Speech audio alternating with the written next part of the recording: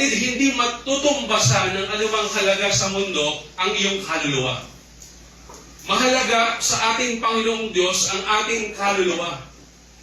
Mahalaga sa ating Panginoong Diyos na tayo po ay totoong magkaroon ng personal saving relationship sa Kanya. Lagi nating pakaisipin na ang buhay natin sa mundo napakaiksi lang, mga kapatid. Ang buhay natin sa mundo, ilan ang mga kapatid? 70?